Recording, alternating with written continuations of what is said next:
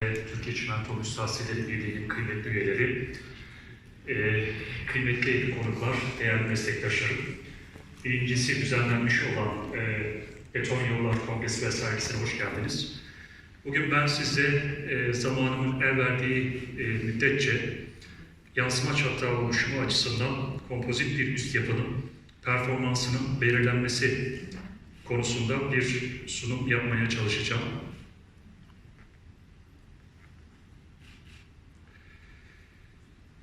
Kocaeli Büyükşehir Belediyesi olarak aslında 2016 yılından beri beton yollar yapmaktayız. Değişik tiplerde, geleneksel beton, yaş beton dediğimiz değişik tipler olabileceği gibi silindirle sıkıştırılmış beton yollar da yapmaktayız. Genel itibarla 90 kilometre bölü yıl gibi bir hızımız var bu beton yollarla alakalı. Tabii bunlar devam ettikçe bir kompozit üst yapı tipi de gündeme geldi ve bununla ilgili bir arayışa yine çıktık. Dolayısıyla 2020 sonunda kompozit üst yapı tasarımıyla alakalı da bir rehber hazırlamayı düşünüyoruz.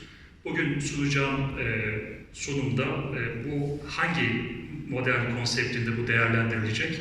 Tasarım, laboratuvardaki malzeme tasarımı, yapısal tasarım, structural design ve structural design'dan sonra yolun yapılması ve gözlenmesi gibi 4 farklı fazla bu sunumu bitirmeye çalışacağım. İlk etapta yansıma çatlağı mekanizmasına bakacak olursak aslında 1932'den bu yana Gary ve Martin ilk etapta bunu çalışıyor ve çok farklı modeller var bu yansıma çatlağının tespit edilebilmesi adına. Bunlardan en sıklıkla kullanılanı empirik deneysel yollar. Deneysel modeller. Bu deneysel modeller laboratuvarda üretilmiş numuneler üzerinde yapıldığı gibi normal test track dediğimiz normal birebir yollarda yapılan ölçümler sonucunda tespit edilebiliyor. Fakat çok meşakkatli, çok zor bir konu. Dolayısıyla hani bunun için de bir rehber hazırlamak gerçekten güç bir iş. Bizim modelde kullandığımız yapı empirik, deneysel bir modelden elde edilmiş verilerdir. Yansıma çatlağı mekanizmasına bakacak olursak iki türlü yansıma çatlağı mekanizmasına neden olan durum var. Bunlardan birisi sıcaklık kaynaklı çatlak oluşumu. Bu sıcaklık kaynaklı çatlak oluşumu dip noktadaki, alt noktadaki beton plağın eksenel yönde, yatay yönde termal uzama veya kısalması sonucu çatlağın yönü yukarıya doğru seyredebiliyor. Veya ikinci bir durum, curling efekt dediğimiz asfalt tabakada bir açılma söz konusu olabiliyor ve aşağıya doğru bir yine yönelim söz konusu olabiliyor. Bu durum bu yansıma çatlağıyla alakalı birinci durum, yani yük konsantrasyonu olmayan fakat sıcaklık etkisinde gerçekleşen yansıma çatlağı. İkinci durum ise yük kaynaklı çatlak oluşumu. Bu sıklıkla gözlemlenebiliyor. Burada ise yük konsantrasyonu yukarıya doğru gelişiyor. Yük yönelimi yukarıya doğru gelişiyor. Ve bu gelişirken daha doğrusu üç tane kesit tesiri meydana geliyor. Bu kesit tesirlerinden bir tanesi çatlağın olduğu bölgede eğilme gerilmesi, diğer ikisi ise tersine yönde olacak şekilde sağında ve solunda kayma gerilmesi meydana getiriyor.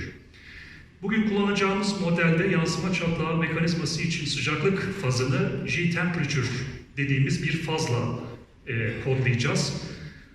Yük eksenli gelişen çatlama mekanizmasını ise GE olarak kodlayacağız. Yansıma çatlama mekanizması Anderson 1995 denklemine göre yük döngüsü başına çatlak ilerlemesinin bir fonksiyonu şeklinde aslında ilerliyor. Bu fonksiyonu belirleyen ana etmen K dediğimiz gerilme yoğunluğu faktörü. Bu kritik seviyede artık o kaplamadaki kusurlar nedeniyle yukarıya doğru hareket etmeye başlıyor. A ve N katsayıları ise deneysel yollarla elde edilebiliyor. Aslında genel anlamda literatürdeki birçok yansıma çatlağı mekanizmasına baktığımız zaman Anderson'ın bu modelinin çok sıklıkla kullanıldığını görüyoruz.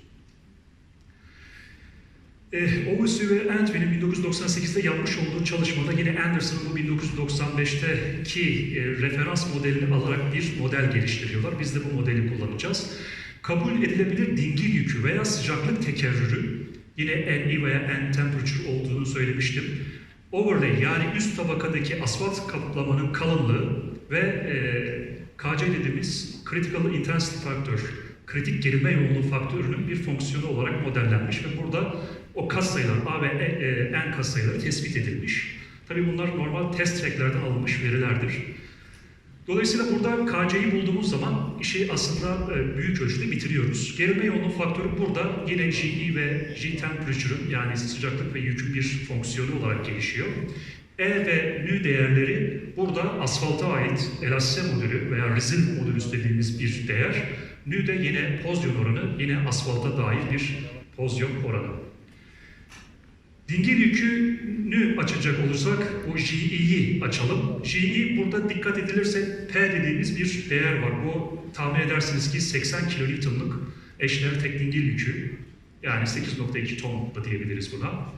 Yine parantez içerisinde HO ve HPCC değerleri kaplamaya ait değerler. HPCC değeri burada rigid plak kalınlığını ifade ediyor. K ise zemine ait resilient modülüs dediğimiz esneklik modülü değeri. Sıcaklıkla ilgili parametre ise yine parantez içerisinde aynı fakat benzer eşlikte parametrelerin olduğunu görüyoruz. Fakat sağ tarafta S plaklar arasındaki mesafe metre cinsinden, alfa betonun ısıl genleşme katsayısı, delta T ise o kaplamaya ait, o kaplama nerede yapılıyorsa maksimum ortalama sıcaklık değeri ile minimum ortalama sıcaklık değeri arasındaki fark. Dolayısıyla aslında bu kaplamanın nerede yapıldığı önemli. Toplam hasar yine bu modeldeki ifadeler toplanıyor ve burada küçük NI ve büyük NI değerleri var. Küçük NI değeri o anda eğer ölçüm yapılacaksa aktüel dingil yükü dediğimiz yani yol diyelim 2 yıl sonra bir ölçüm yaptınız. Orada aktüel dingil yükü neyse ne kadar yük almışsa onu alıyorsunuz. NI zaten kabul edilebilir tekerrür yüküydü. Dingil yükü tekerrürüydü. Age kaplamanın yaşı yani ölçümün yapıldığı yaş ne kadar zaman geçti. N temperature kabul edilebilir sıcaklık tekerrürü. Bu ne kadar? Bu da çok önemli. FE ise Dow indeksi olarak karşımıza çıkıyor.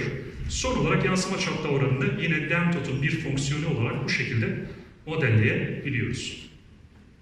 Notasyonlardan bahsetmiştim, o yüzden oraya geçiyorum. Yolun yapısal tasarımına bakalım. Bu yansıma çaplarıyla alakalı modelimizdi. Yolun yapısal tasarımına bakalım şimdi.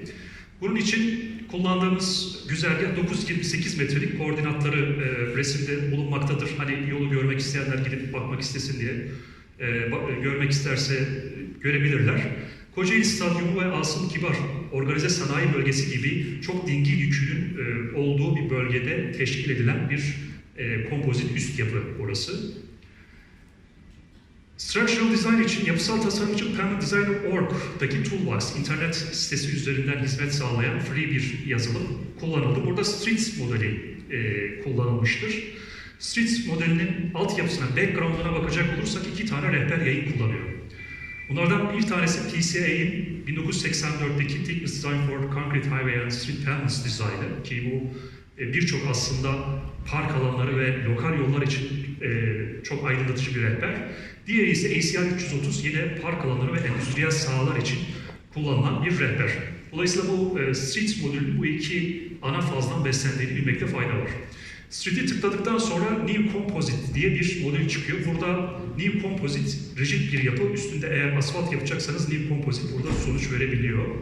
Fakat Dr. Snyder'ın sunumunda da vardı. Eğer bir overlay yapacaksak buradaki sol taraftaki overlay'i seçebiliriz. Yani eğer overlay tabakası bir beton kaplamaysa overlay burada seçilebilir. Sisteme girilen parametrelerden kısaca bahsedelim. Proje süresi 20 yıl. Burada biraz düşük tutuyoruz görece. Yani biraz aslında test track olduğu için kısa sürede bir takım feedbacklerin alınmasını istiyoruz. 20 yıllık eşdeğer dingil yükü tekerrür sayısı 50 milyon. Çok ciddi bir trafik kompozisyonu var. Ve yine PanelDesigner.org'da belirtilen Major Arterial sınıfındaki kamyon sayısı, günlük kamyon sayısı 1000. Yön dağılım faktörü bir gidiş bir geliş olduğu için %50. Trafik artış oranı yine rehberlere göre %2 seçiliyor. 80 kN'dan bahsetmiştim burada standart dingil yükü. Asfalt kaplamaya ve beton kaplamaya ait bir takım parametreler var. Elastisite modülü ve pozyon oranları gibi bir takım değişkenler kullanılıyor burada. Dolayısıyla hangi malzemeyle ne tarz bir yol yapacağınız burada önemli. Yine taban zemin esneklik modülü zaten formüllerimizde vardı. Burada rigid temel kalınlığının dolayısıyla bir alt temel inşa edilecek burada. Birazdan resimlerini göstereceğim. 30 santim olduğunu söylemekte fayda var. İki derz arasındaki plak kalınlığı 10 santim. Yani silindirle sıkıştırılmış beton imalatı 10 santim aralarla yatay yönde derz oluşturuldu. Betonun ısıl genleşme katsayısı default olarak 10 üzeri eksi 5, 1 bölü santigrat derece düzeyinde ve Kocaeli ili için maksimum ortalama aylık sıcaklık Ağustos ayında gerçekleşiyor 29.7, minimum ortalama sıcaklık ise 3.1 yani Ocak ayında gerçekleşiyor. Yine FI Don indeksi esnek üs yapı projelendirme rehberine göre alınmış bir değerdir. Burada 100 alınmıştır. Yine Permanent Design Org'un bize sunmuş olduğu kompozisyon, dingil yükü kompozisyonları da tabloda gösterilmektedir. Bunlar bir input verisi olarak sisteme giriliyor. Input verisi girdikten sonra bize çıkan sonuçlar bu şekilde. Yani 7,5 santim aslında üst tabakada bir asfalt tabaka. Hemen o altında 22 santimlik bir roller compacted concrete. Aslında bunun direkt tipini de söylüyor program. Yani burada bir geleneksel betonu kaplamıyor. Yani bir donatım kullanılmıyor. Hemen altında da zaten rigid temel kalınlığı 300 mm seçtiğimizi söylemiştim. Dolayısıyla bir analiz çıkıyor ve 20 yıllık perspektifte tahmin edilen predicted damage yani tahmin edilebilir hasar oranı %1 gibi çok minimal düzeyde bir mekanistik tasarım yapıyor aslında. Bu tasarım yapıldıktan sonra tabii biz kırma taşı alt temelimizi getirip serme sıkıştırma yaptık. Silindirle sıkıştırılmış beton burada 22 santim olduğu için ve biraz görece kalın bir tabaka olduğu için 2 tabakada serme sıkıştırma gerçekleştirildi. Permanent Design Org bize 7,5 santim vermişti. Fakat biz 7 santim minder ve 5 santim aşınma, biraz bir over design söz konusu burada. Bunu da yine bu çatlak gelişimini çok uzun bir sürede gözlemleyebilmek için yaptığımızı söylemekte fayda var. Tabii yine Mr. Luke Rams bir takım açıklamalarda bulundu. Bu kalite kontrolle alakalı bu silindirle sıkıştırılmış betonun bir takım analizlerinin yapılmış olması lazım. Özellikle saha betonu yapıldığı için alkali silika reaksiyonu, elek analizi yani bu agreganın hangi limitler içerisinde olması gerektiği mutlaka laboratuvarda belirlenmeli. Yine sanırım öğleden sonraki sunumlarda bugün ve yarın çok sıklıkla bahsedilecek Proctor eğrisi dediğimiz maksimum kuru bir bağlılık optimum su içeri ilişkilerinin tespit edilmesi. C30-37 düzeyinde bir betondur bu. Yine Permanent Design Org'a girdiğimiz karakteristikler C30-37 düzeyinde bir betonu temsil eder. 4,5 megapaskallık 4 nokta eğilme dayanımı bize sunmaktadır. Yine karot kesilerek, her 1000 metrekarede 2 adet karot kesilerek karot yükseklikleri mutlaka kalibre edilmeli. Back calculation yöntemiyle bu mutlaka sağlanmalıdır. Malzemeye dair tasarım da bu ve yolun yapılmasına geçelim. Kullandığımız sıkıştırma paterni bu şekilde. Serici finisher, vibrasyonlu çelik tamburlu silindir, daha sonra lastik pneumatik tekerlekli silindir paterni kullanılıyor. Hem silindirle sıkıştırılmış betonda, asfaltta da zaten bu konsept benimsenmiş durumda Türkiye şartlarında. 20 Mart 2017'de çekilmiş bir fotoğraf. Yani buraya hiçbir şekilde bütün bir sıcak karışım, handmix asfalt yapamıyorsunuz. CBR değerleri çok düşük. Resonant modülüsler 50 milyonluk eşler dengeli yükünü karşılayacak düzeyde değil. Dolayısıyla biz burada bir kompozit üst yapı yapıp değerlendirmek istedik. Malzemenin o kırma taş alt temelin figüre edilmesi, serme ve sıkıştırma işlemleri. Daha sonra birinci tabaka silindirle sıkıştırılmış betonun serilmesi.